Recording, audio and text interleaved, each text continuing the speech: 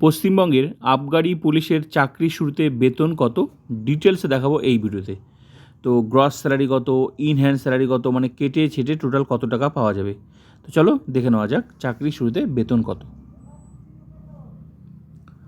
শুরুতেই basic pay হবে 22,700, এটা এন্ট্রি লেভেলে চাকরির 22,700। তো এক বছর হয়ে গেলেই চাকরির কিন্তু এই বেসিক কিন্তু অটোমেটিক বেড়ে যাবে, প্রতি বছরে 3% হারে ইনক্রিমেন্ট হবে। তো বেতন বাড়ার অনেক জায়গা আছে, তো শুরুতেই কিন্তু এই 22,700 টাকা পাওয়া যাবে। এক বছর হলে এটাও বাড়বে 3% হারে প্রতি বছর।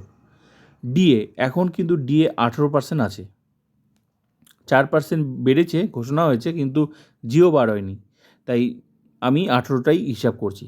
তো ডিএ ডিয়ারনেস অ্যালাউন্স, তো বেসিকের মনে রাখবে ডিএ আর এইচআরএ দুটোই কিন্তু বেসিকের হয়।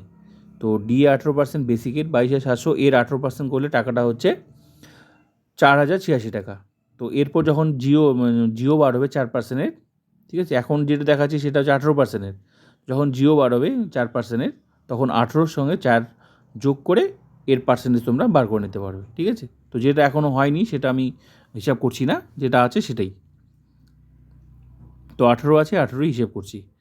Next HRA house rent allowance 12%, এটাও কিন্তু বেসিকের 12%।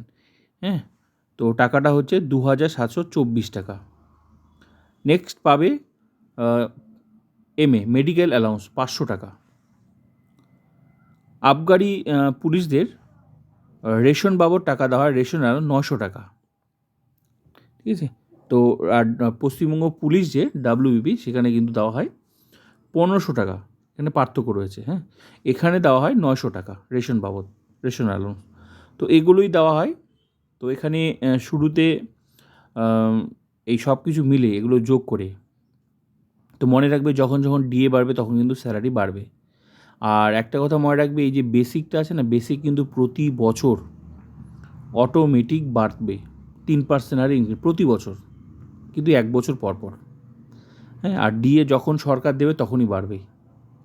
তো দুটো পার্থক্য রয়েছে, এটা কিন্তু ঘোষণা ছাড়াই বাড়বে, অটোমেটিক বাড়বে, আর এই ডিএটা যখন ঘোষণা করবে তখনই বাড়বে।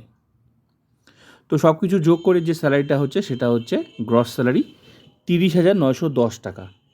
তো এই পুরো টাকাটা পাওয়া যাবে না, এখান থেকে কিছুটা টাকা ডিডাকশন হবে, মাইনাস হবে, এই গ্রস স্যালারি থেকে কিছুটা টাকা মাইনাস হবে। তো ডিডাকশন হবে 150 টাকা, পিট্যাক্স সার্ভিস চার্জ সেটা। হ্যাঁ, তো 150 টাকা এখান থেকে গ্রস স্যালারি থেকে ডিডাকশন হবে, মাইনাস পিট্যাক্স।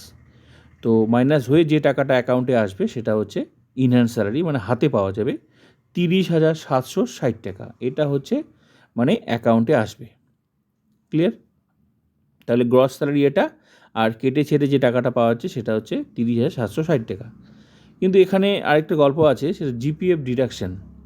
অনেকেই ভাবে যে শুরুতেই কাটবে, না, চাকরির শুরুতে জিপিএফ কাটবে না, এক বছর পর শুরু হবে প্রতি মাসে কাটা। তো জিপিএফ হচ্ছে জেনারেল প্রভিডেন্ট ফান্ড, এটা হচ্ছে একমাত্র যারা সরকারি চাকরি করে তাদের ক্ষেত্রেই এই জিপিএফটা শুরু হয়, মানে কাটাতে বাধ্য। তাও আবার নিয়ম আছে জিপিএফ কাটার, সেটা হচ্ছে বেসিক, যার যেটা বেসিক সেটা কিন্তু মিনিমাম 6% কাটাতে হবে। আবার একটা গল্প আছে, এই বেসিকগুলো আবার এক বছর হয়ে গেলেই অটোমেটিক 3% হারে ইনক্রিমেন্ট হতে থাকবে প্রতি বছর, ঘোষণা করতে লাগবে না, এটা অটোমেটিক বাড়তে থাকবে, একটা নির্দিষ্ট রুলসেও বাড়বে, প্রতি বছর বাড়তে থাকবে। ডিএ যেমন ঘোষণা করবে তারপর বাড়বে, এটা কিন্তু ঘোষণা করতে হয় না, এটা অটোমেটিক বাড়বে। তো প্রতি বছর 3% হারে বাড়তে থাকবে, বাড়তে থাকবে, বাড়তে থাকবে। আর জিপিএফ যে রুলসটা সেটা হচ্ছে, তো এক বছর চাকরি এক বছর হবে, তারপর জিপিএফ কাটা শুরু হবে। তো মিনিমাম বেসিকের যার যেটা বেসিক সেটা কিন্তু 6% মিনিমাম। তো কেউ 10ও কাটাতে পারে, কেউ 6ও কাটাতে, কেউ 20, কেউ 30, যার যেমন ইচ্ছা জমানো। তো মনে রাখবে জিপিএফ যে এই যে এখানে জিপিএফ যে ডিডাকশন হবে, এই ডিডাকশন আর এই যে পিট্যাক্স ডিডাকশন কিন্তু এক নয়। জিপিএফটা হচ্ছে একটা এলআইসির মতো, ভবিষ্যৎ মানে এই ভবিষ্যৎ সুরক্ষার জন্য। জিপিএফটা নিজের নামেই টাকাটা জমা হবে, সুদ সমেত সরকার শেষে দেবে, এলআইসির মতো। তাই জিপিএফ আর পিট্যাক্স যে টাকাটা কাটছে এটা কিন্তু এক নয়, জিপিএফ নিজের নামেই জমা থাকবে। ক্লিয়ার? কিন্তু পিট্যাক্সটা কিন্তু আর ফেরত পাওয়া যাবে না।